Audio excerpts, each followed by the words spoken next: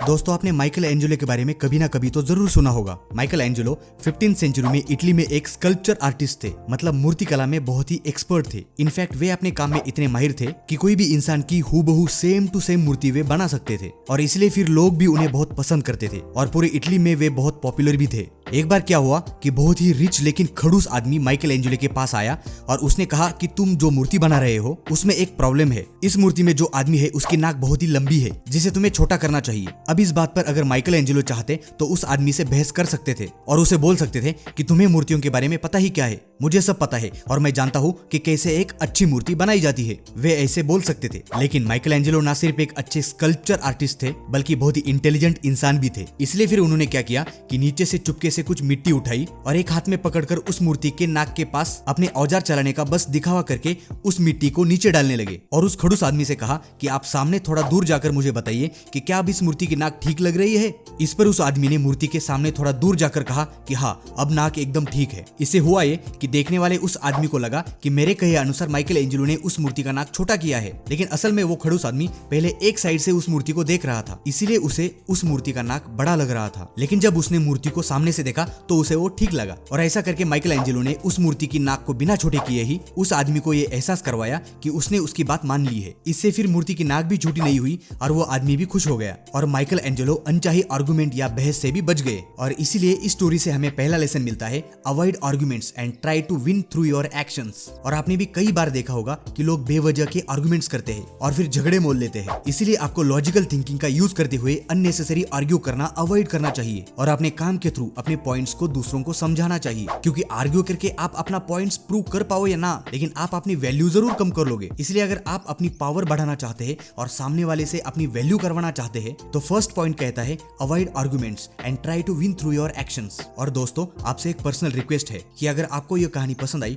तो प्लीज इस चैनल को अभी सब्सक्राइब कीजिए, क्योंकि मैं आगे आने वाली सभी वीडियोस में ऐसे ही अलग अलग बुक पढ़कर उनकी सारी बातें आपके साथ शेयर करूंगा, जिससे आपकी नॉलेज हमेशा बढ़ती रहेगी। Point number 2, make yourself scarce. एक बार एक एक्सपेरिमेंट किया गया जिसमें 2 जार रखे गए, जिसमें पहले जार में बहुत सारी चॉकलेट रखी गई और दूसरी जार में सिर्फ 2 ही चॉकलेट रखी गई। अब दोनों जार में सेम ही चॉकलेट थी, लेकिन उनका पैकेट अलग अलग था और बहुत सारे लोगों को वह चॉकलेट खाने के लिए दी गई। और जिसके बाद उन्हें पूछा गया कि कौन सी चॉकलेट बहुत अच्छी थी, तो उस पर जो दूसरे जार में चॉकलेट थी उसे ही सबने अच्छा माना, जबकि रियलिटी में दोनों ही जार में सेम ही चॉकलेट थी। अब ऐसा इसलिए हुआ क्योंकि यह स्केर्सिटी प्रिंसिपल काम करता है, जो कहता है कि चीजें जितनी कम अवेलेबल होगी उनका वैल्यू उतना ही ज्यादा बढ़ेगा। और ऐसे आपने भी कई बार नोटिस किया होगा कि जब भी आप कपड़े खरीदने के लिए किसी भी शॉप में जाते हो तो वहाँ का सेल्समैन आपको एक ड्रेस दिखाकर बोलता है कि सर, ये ड्रेस हमारे एक्सक्लूसिव कलेक्शन से है और बस एक ही बचा है और ऐसा ड्रेस दोबारा नहीं मिलेगा, आप इसे खरीद लीजिए। और आप कई बार बिना सोचे समझे खरीद लेते हो, बस ये सोच के कि ऐसा ड्रेस फिर नहीं मिलेगा, क्योंकि जाने अनजाने में उसने स्केर्सिटी प्रिंसिपल का यूज किया था। और ऐसा इसलिए होता है क्योंकि एंशिएंट टाइम से ही हमारे दिमाग में ये चीज बहुत हार्ड वायर्ड है कि ऐसी चीजें जो बहुत मुश्किल से मिलती है, जो बड़ी रेयर है, जो बहुत कम है, ऐसी चीजों को हम ज्यादा इंपॉर्टेंस देते हैं, उनकी वैल्यू करते हैं। इसलिए आपको भी दूसरों के लिए स्केर्स रहना होगा, बहुत कम समय के लिए अवेलेबल रहना होगा, ताकि लोग आपकी वैल्यू करें। और आपने भी कई बार देखा होगा कि जो लड़के हमेशा अवेलेबल रहते हैं, हमेशा लड़कियों के पीछे पड़े रहते हैं, हमेशा उनके कॉल का, मैसेज का रिप्लाई करते हैं, लड़कियां भी उनकी ज्यादा वैल्यू नहीं करती, क्योंकि हमेशा अवेलेबल रहने वाली चीजों की कोई वैल्यू नहीं करता। अब स्केर्स रहना मतलब आपको सिर्फ घर में ही छिपकर नहीं रहना है, बल्कि अपने गोल्स पे फोकस करना है, अपने काम पर ध्यान देना है, और इससे आप सक्सेसफुल भी हो जाओगे और दूसरों के लिए भी स्केर्स रहोगे, जिससे सब लोग आपकी वैल्यू करेंगे। Point number 3, master the art of story telling. आपने भी बहुत बार देखा होगा कि आपके फ्रेंड सर्कल में आप उसी फ्रेंड को ज्यादा सुनते हो, ज्यादा पसंद करते हो, ज्यादा इज्जत देते हो, जो हमेशा अपनी बात स्टोरी के थ्रू आपको समझाता है, यानी कि कहानियों की मदद लेके अपनी बात आपको बताता है। और ऐसा इसलिए होता है क्योंकि बहुत पुराने समय से ही हमारा दिमाग कहानी सुनने के लिए बहुत ज्यादा हार्ड वायर्ड है। हम बचपन से ही कहानियां सुनते बड़े हुए हैं, इसलिए फिर हमें वही चीजें बहुत ज्यादा समय तक याद रहती है जो कहानियों के थ्रू हमें सिखाई जाती है। और इसलिए आपको भी स्टोरी टेलिंग में मास्टर बनना चाहिए, ताकि आप दूसरों को अपनी बात इजीली समझा पाओ और एक अच्छे कम्युनिकेटर, एक अच्छे इन्फ्लुएंसर बन पाओ। Point number 4, so much depend upon reputation, guard it with your life. World war 2 के टाइम इरविन रोमन, जो कि एक सेना जनरल थे, जो अपने एक्स्ट्रा ऑर्डिनरी स्किल और वारफेयर टेक्निक की वजह से बहुत ज्यादा फेमस थे और इसीलिए दुश्मन भी उनसे बहुत ज्यादा डरते थे। इनफैक्ट दुश्मन उनसे इतने ज्यादा डरते थे कि उनके सामने लड़ना उन्हें एक सुसाइड मिशन की तरह लगता था और फिर इसी वजह से बहुत सारे दुश्मन उनसे बिना लड़े ही हार मान लेते थे, सरेंडर कर देते थे। और ऐसा इसलिए था क्योंकि उनकी रेपुटेशन एक बहुत ही इंटेलिजेंट और ऐसा सेना जनरल जो किसी को भी इजीली हरा सकता है ऐसी बन गई थी। इसी वजह से दुश्मन सैनिक उनसे बहुत ज्यादा डरते थे, क्योंकि देखो जब आप लोगों के बीच नहीं होते हो, उनसे बात नहीं करते हो या उनके सामने नहीं होते हो, तो आपकी रेपुटेशन ही उनके सामने होती है। वे आपके रेपुटेशन के बारे में ही हमेशा सोचते हैं और आपकी रेपुटेशन जितनी हाई होगी उतनी ही सामने वाला आपके खिलाफ बोलने से 10 बार पहले सोचेगा। इसीलिए यह बहुत जरूरी है कि आप एक स्ट्रॉन्ग रेपुटेशन बिल्ड करो और फिर उसे प्रोटेक्ट करो, ताकि लोग आपकी रिस्पेक्ट करें, आपकी वैल्यू करें और आपसे बात करने से पहले,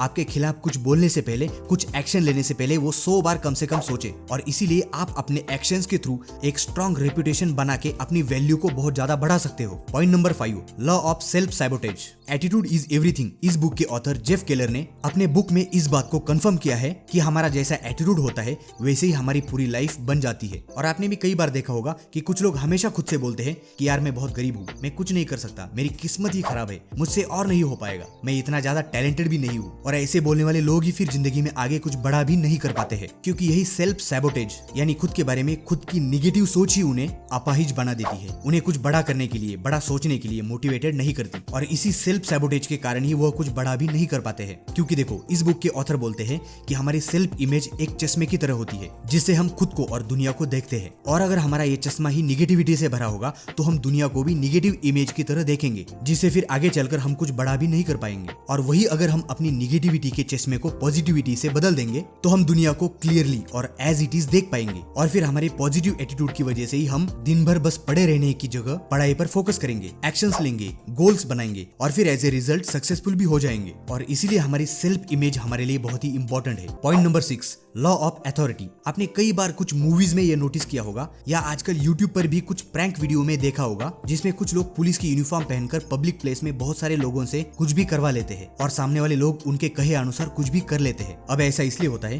क्योंकि यहाँ पुलिस के कपड़े पहने लोग लॉ ऑफ अथॉरिटी का यूज करते हैं। मतलब जो लोग पुलिस की वर्दी में है उन्हें हम पुलिस वाले ही समझते हैं और उनका आइडेंटिटी कार्ड भी नहीं पूछते और उनसे ये भी नहीं पूछते कि क्या आप सच में पुलिस है, बल्कि उनके यूनिफॉर्म से ही हम जान जाते हैं कि सामने वाला इंसान एक पुलिस ऑफिसर है। और फिर हम उनकी हर बात को बड़े गौर से सुनते हैं और उनके कहे अनुसार एक्शंस भी लेते हैं। अब ऐसे लोग जिनके पास एक अथॉरिटी है, जैसे for example police, doctor, MBA, PhD, lawyer, army, इनकी नेचुरली हम बहुत ज्यादा रिस्पेक्ट भी करते हैं। और ऐसे हमें भी ट्राई करना चाहिए कि हम भी अपनी एक स्ट्रॉन्ग अथॉरिटी बिल्ड करें जिससे लोग हमारी भी रिस्पेक्ट करें। इसके लिए आप इनमें से कुछ भी बन सकते हैं या फिर आप खुद ऐसे लोगों के साथ रहे जिससे आपकी अथॉरिटी बिल्ड होगी, जिससे फिर आपकी वैल्यू भी बढ़ेगी। और अगर आपको हमारा ये वीडियो पसंद आया तो प्लीज इस वीडियो को लाइक करो और कमेंट करके बताओ कि कौन सा पॉइंट आपको सबसे ज्यादा पसंद आया। और एक बार फिर से हमारा ये वीडियो पूरा देखने के लिए, हमारा ये चैनल सब्सक्राइब करने और करवाने के लिए और आपका प्यार और समय देने के लिए बहुत बहुत धन्यवाद।